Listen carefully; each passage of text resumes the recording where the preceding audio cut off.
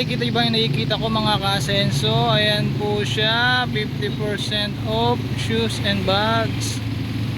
Kaya ano pa hinihintay natin? Okay Chinese ulit, puntahan natin yan. Tara, puntahan natin yan. Baka puntahan pa na iba. Let's go! So eto na yung nabili natin sapatos sa Okay, no? Nalaban na natin siya. Yan, ang ganda niya na, no? Legit to, Reebok. Ayan, no? Pakita ko mamaya yung ano, yung nung marumi pa siya. Ayun, nalaban na siya. Ayan. Konting linis lang to. Konting linis lang to. Bago pa. Yun, oh. Silin plus daw? Reebok. Ha? Reebok. Ayan, oh. Nalaban na natin siya. So hindi siya ganun kabagong bago. May mga konting spot. Pero kung hindi ka maselan, jackpot ka na dito. 650 pesos. No? Sa 650 pesos na yan.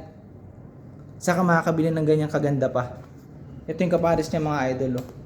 Ultimo mga sintas niyan, mga idol. Ito natin. Buo pa. Kompleto pa. Ayan, oh. Kompleto pa siya. Reebok siya mga idol. Ito natin, oh. Ayan. 650 pesos sa Okay. Jackpot na jackpot ka na dito. No? Dahil kalimitan, kadalasan sa mga sa legit, matagal, masira. Depende na sa gumagamit, no? Ayan.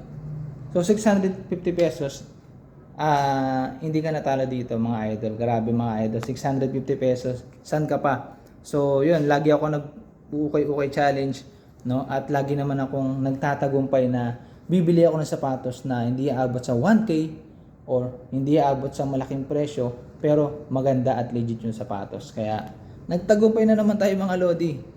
So sana paki-thumbs up at paki-comment na lang kung anong challenge yung gusto nyong suungin natin sa Okay. Maraming po salamat. Huwag kalimutan mag-subscribe, like at mag-comment at paki-share na lang pag may time.